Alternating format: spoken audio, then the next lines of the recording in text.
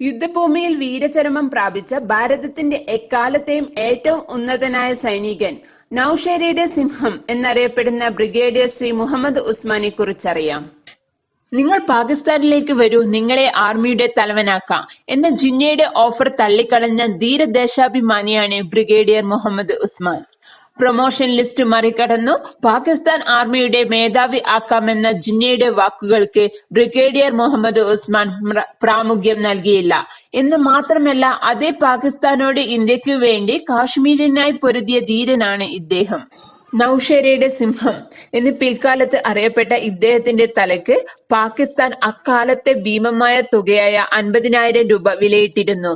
1947 ജമ്മുവിലെ നൌഷാര ധാങ്കർ മേഖലകളിലെ യുദ്ധമുന്നണിയിലേക്ക് നിയമിക്കപ്പെട്ട ഉസ്മാൻ കാശ്മീരിൽ നിന്ന് പാക് സൈന്യത്തെ തുരത്തുന്നതിൽ നിർണായക പങ്കുവഹിച്ചു. ജൂലൈ 3, 1948 ധാങ്കറിൽ വെച്ച് കാശ്മീരിലെ തീവ്രവാദികളോട് പൊരുതവെ അദ്ദേഹം വീരമൃത്യു വരിച്ചു. ധാങ്കറിന്റെ രക്ഷകൻ എന്ന് ബ്രിഗേഡിയർ മുഹമ്മദ് ഉസ്മാൻ അറിയപ്പെടുന്നു. പാകിസ്ഥാനിലേക്ക് പോകാതെ ഇരുന്ന ഒരു ജവാനാണ് തങ്ങളുടെ നാടിന് സംരക്ഷണം ഒരുക്കിയത് എന്ന് നമ്മുടെ ജനത തിരിച്ചറിഞ്ഞിരുന്നു.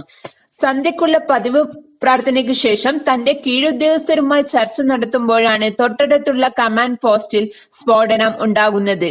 പോരാട്ടത്തിന് തയ്യാറെടുക്കാൻ സൈനികർക്ക് നിർദ്ദേശം നൽകി ബ്രിഗേഡിയർ ഉസ്മാൻ ക്യാമ്പിന് പുറത്തിറങ്ങുകയും ശത്രുക്കളുമായി ഏറ്റുമുട്ടുകയും തുടർന്നുണ്ടായ ബോംബാക്രമണത്തിൽ ഇദ്ദേഹം വീരമൃത്യു വരിക്കുകയാണ് ഉണ്ടായത്. ഞാൻ കൊല്ലപ്പെട്ടേക്കാം, എന്നാൽ നമ്മൾ പോരാടുന്ന ഭൂമി ഒരിക്കലും ശത്രുവിന് ലഭിക്കരുത് എന്ന ധീരവാക്കുകൾ തന്റെ ബറ്റാലിയന് പകർന്നു നൽകിയിട്ടാണ് തന്റെ 36-ാമത്തെ വയസ്സിൽ ഇദ്ദേഹം വിടവാങ്ങിയത്. 1912 ജൂലൈ 15 ഇന്നത്തെ ഉത്തർപ്രദേശിലെ അസംഗഡ് ജില്ലയിലെ ബീബിപൂർ ഗ്രാമത്തിലായിരുന്നു ഉസ്മാന്റെ ജനനം. പോലീസുകാരനായിരുന്ന മുഹമ്മദ് ഫാറൂഖ് ആയിരുന്നു അദ്ദേഹത്തിന്റെ പിതാവ്. ജമീലുൻ ബീവി മാതാവും. കോട്ട്വാൾ ആയി പ്രൊമോഷൻ ലഭിച്ച ഫാറൂഖ് ബനാറസിലേക്ക് നിയമിക്കപ്പെട്ടു. ഫാറൂഖിനെ ഖാൻ ബഹദൂർ പട്ടം നൽകി ബ്രിട്ടീഷുകാർ ആദരിച്ചിട്ടുണ്ട്. ചെറുപ്പത്തിലെ ധീരനായ ഉസ്മാൻ വാരണാസിയിലെ ഹരിശ്ചന്ദ്ര സ്കൂളിലെ പഠനത്തിന് ശേഷം ആർമിയിൽ ചേരാൻ ആഗ്രഹം പ്രകടിപ്പിച്ചു. പക്ഷേ ഒരു സാധാരണ ഇന്ത്യക്കാരനെന്ന് അത്ര എളുപ്പത്തിൽ ഒരു കമ്മീഷണർ ഓഫീസർ ആവാൻ സാധിക്കില്ലായിരുന്നു. നാട്ടുരാജാക്കന്മാരുടെ പുതിയ തലമുറയിലുള്ളവർക്കും പ്രഭു കുടുംബങ്ങളിൽ നിന്നുള്ളവർക്കും മാത്രമേ അന്ന് അതിന് സാധിച്ചിരുന്നുള്ളൂ. ഭാഗ്യം പരീക്ഷിക്കാനായി തന്നെ തീരുമാനിച്ച ആ യുവാവ് കുറെ കഠിന പരിശീലന കടമ്പകൾക്ക് ശേഷം സെലക്ട് ചെയ്യപ്പെടുക തന്നെ ചെയ്തു. തിരഞ്ഞെടുത്തവരെ ഇംഗ്ലണ്ടിലെ സാൻഡ്രസ്റ്റിലെ പരിശീലനത്തിനായി അയക്കപ്പെടാറുണ്ടായിരുന്നു. 1935 ശേഷം ഡെറാഡൂണിൽ തന്നെ റോയൽ മിലിറ്ററി പരിശീലന കേന്ദ്രം ആരംഭിച്ച ശേഷം ഇത് നിർത്തലായി. 1932 റോയൽ മിലിറ്ററി അക്കാദമിയിൽ ഉസ്മാൻ ചേരാൻ യാത്രയായി. അന്നും ഇന്നും പ്രശസ്തമായിരുന്നു സാൻഡ്രസ് റോയൽ മിലിറ്ററി അക്കാദമി. ഇന്നും ഗൾഫ് രാജ്യങ്ങളിലെയും മറ്റു കോമൺവെൽത്ത് രാജ്യങ്ങളിലെയും റോയൽ ഫാമിലിയിൽ നിന്നുള്ളവർ സൈനിക പരിശീലനം നേടുന്നത് ഇതേ അക്കാദമിയിൽ നിന്നാണ്. 1934 തിരിച്ചെത്തിയ ഉസ്മാൻ ഫെബ്രുവരി 1 സെക്കൻഡ് ലഫ്റ്റനന്റ് ആയി ഇന്ത്യൻ ആർമിയിൽ ജോയിൻ ചെയ്തു. ഉറുദുവിലും ഇംഗ്ലീഷിലുമായുള്ള ഭാഷാ മികവും ഉസ്മാന്റെ പ്രത്യേകതകളിലൊന്നായിരുന്നു.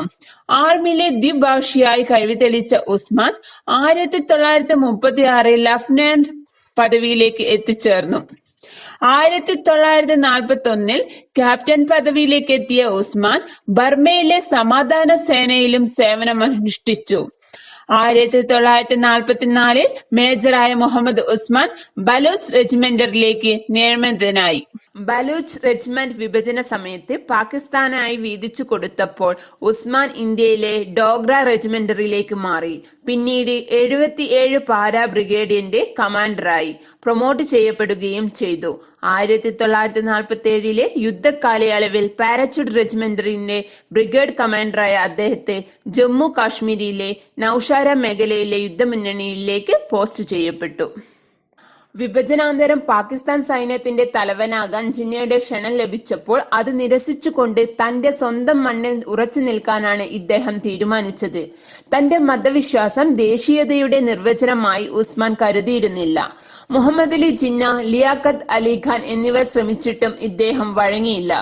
1948 ജൂലൈ 3 യുദ്ധമുന്നണിയിൽ വെച്ച് മരിച്ചു വീഴുമ്പോൾ തന്റെ കൂടെയുള്ള പട്ടാളത്തോട് ഇങ്ങനെ നിർദ്ദേശിച്ചു: ഞാനിതാ മരിക്കാൻ പോകുന്നു.